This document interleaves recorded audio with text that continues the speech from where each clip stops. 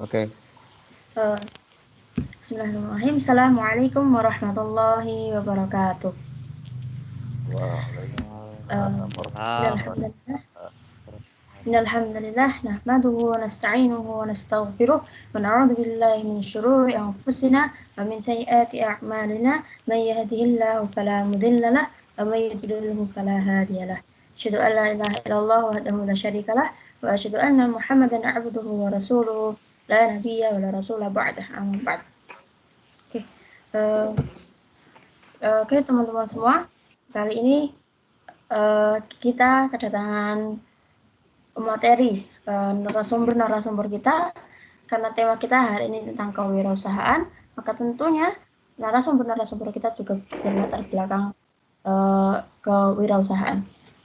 Oke, baik, langsung kita mulai diskusi kita. Kita mulai perbincangan kita pada malam hari ini dengan sebelumnya perkenalkan dulu, saya Fatia Syifa'ul Qulub selaku moderator. Kemudian rekan saya Fatur Rahman Hasan Yudanegara sebagai pemateri pertama. Kemudian rekan saya selanjutnya Fati Ali Mukhtar Ngabalin sebagai pembicara kedua. Kemudian yang terakhir dari rekan saya Fazalida sebagai pembicara ketiga. Oke, langsung saja dengan pertanyaan pertama. Untuk rekan saya Fatur Rahman, pertanyaan, bagaimana sebagai seorang wirausaha, bagaimana langkah-langkah kita untuk memperkenalkan usaha kita yang baru dirintis ini? Gimana, Saudara Fatur? Ya, baik.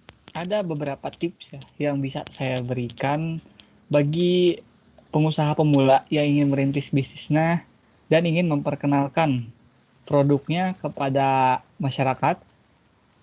Untuk yang pertama,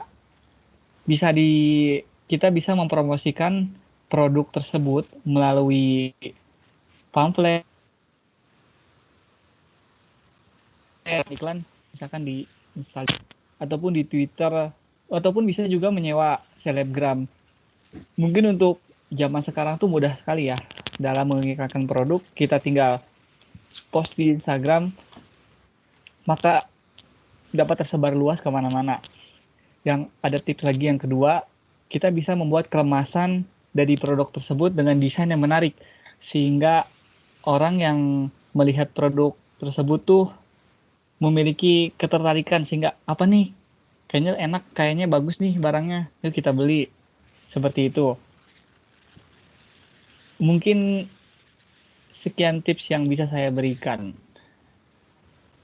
Oke, terima kasih ya Mas Ya, Fatur atas tips-tipsnya.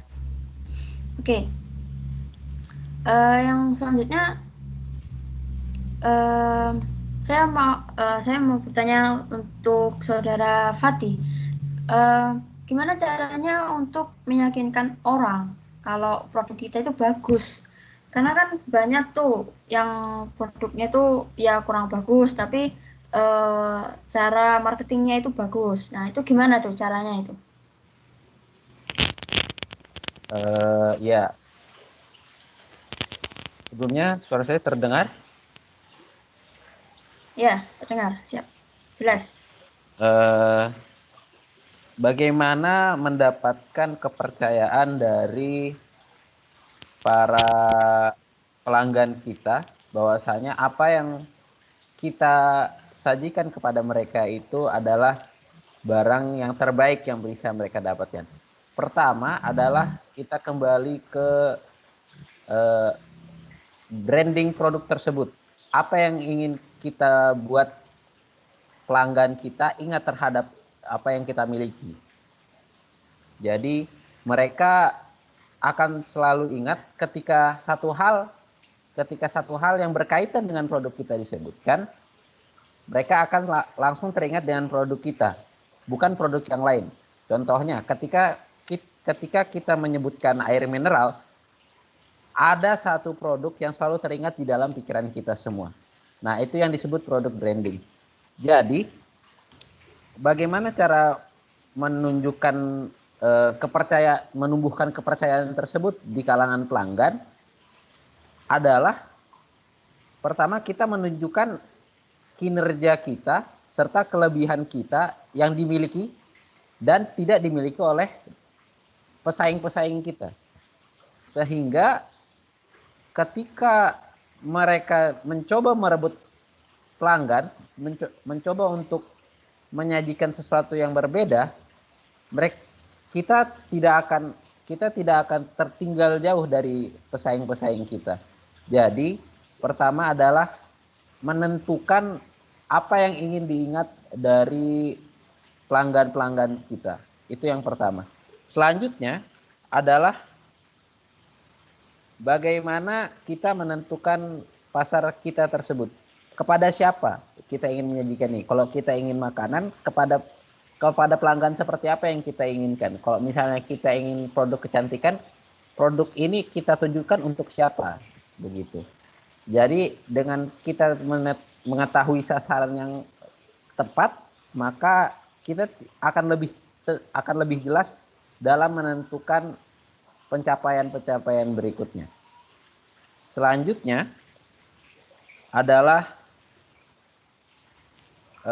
menyampaikan kesan dan kritik dari pelanggan, ya, seperti yang banyak dilakukan oleh beberapa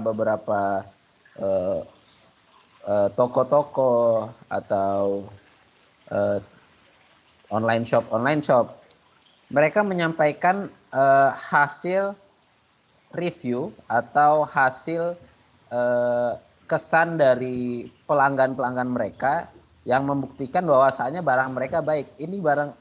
Barang ini adalah baik, barang ini sangat-sangat bermutu, sesuai dengan pesanan, tanggapannya baik, respon-respon yang baik.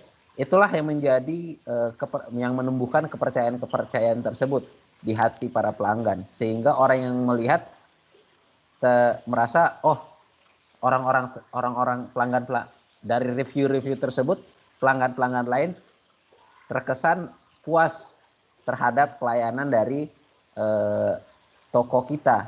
Akhirnya semakin banyak orang yang memiliki kesan, akhirnya menarik semakin banyak pelanggan kepada kita. Seperti itu Mbak Fathia. Terima kasih.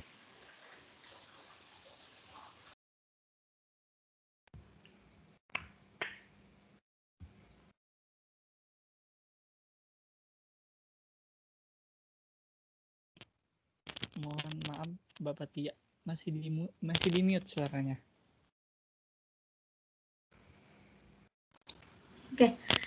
Oke.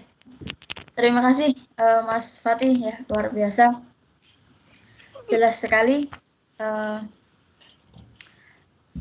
Kemudian saya ingin bertanya lagi kepada Mas Fatur, ya, tadi yang namanya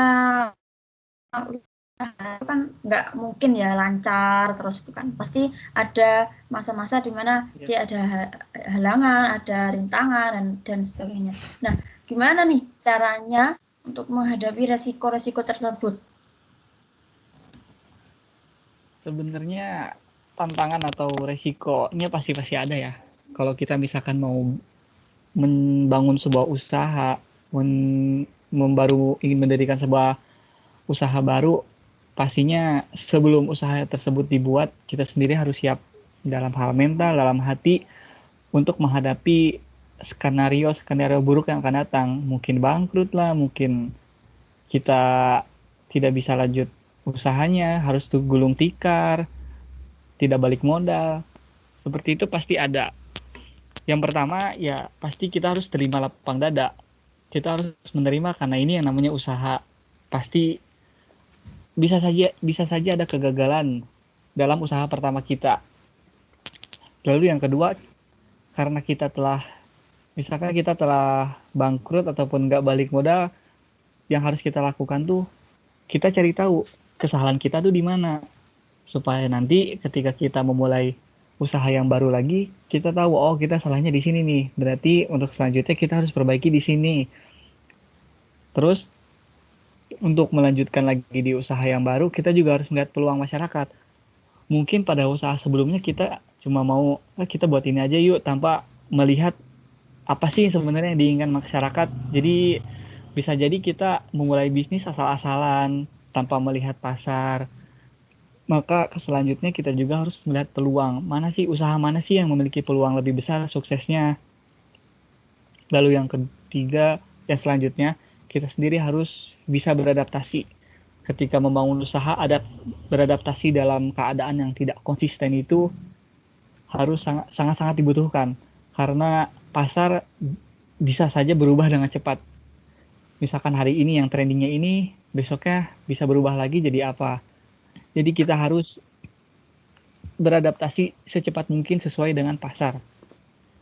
Terus kita juga harus berinovasi, memikirkan ide-ide yang menarik, yang bisa menarik hati masyarakat. Dan jangan lupa untuk berpikir positif dan optimis. Ya, mungkin itu yang bisa saya sampaikan, Mbak Fatia. Oke. Luar biasa. Terima kasih untuk Mas Fatur.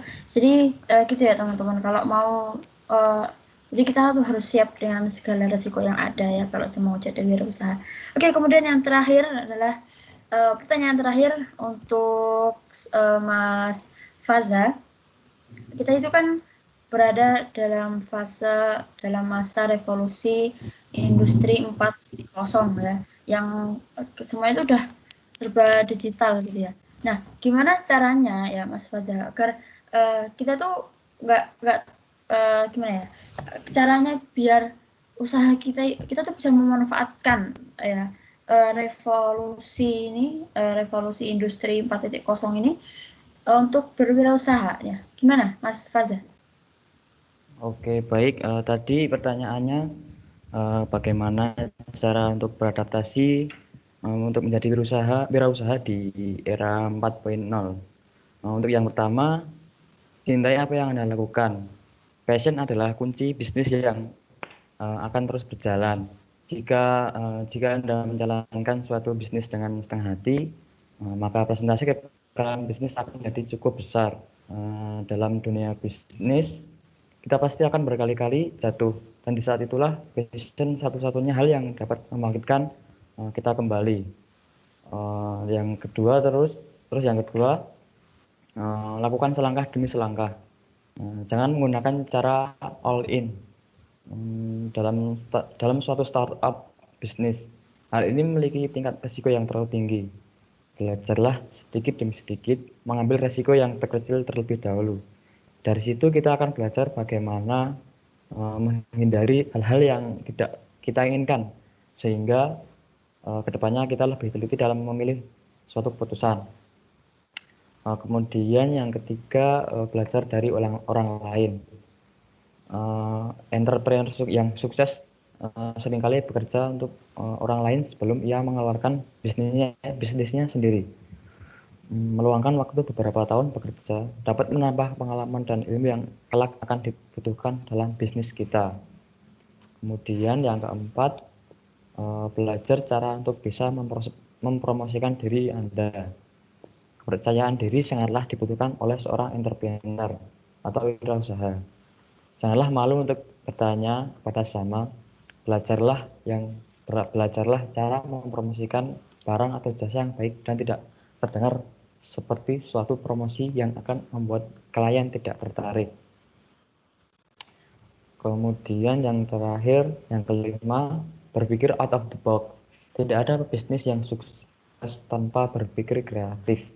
Bisnis transportasi online misalnya, yang melihat peluang bagaimana bisnis ini nantinya menjadi solusi masyarakat urban. Nah, jadi biasakan untuk mengasah kemampuan berpikir menjadi lebih kreatif. Mungkin itu, Fatia. Oke, luar biasa. Terima kasih, Mas Faza. Tadi jadi kita tuh harus bisa ya beradaptasi di era revolusi industri 4.0. Oke. Pertanyaannya udah habis ya. Jadi terima kasih kepada ketiga narasumber saya hari ini. Ya, di malam ini terima kasih telah meluangkan waktunya. Oke. Semoga kalian bisa mempraktekkan tips, langkah-langkah dan yang sudah dipaparkan oleh ketiga narasumber saya. Oke, terima kasih atas perhatiannya. Saya tutup. Akhirul kalam. Assalamualaikum warahmatullahi wabarakatuh. Waalaikumsalam warahmatullahi wabarakatuh. Waalaikumsalam warahmatullahi wabarakatuh.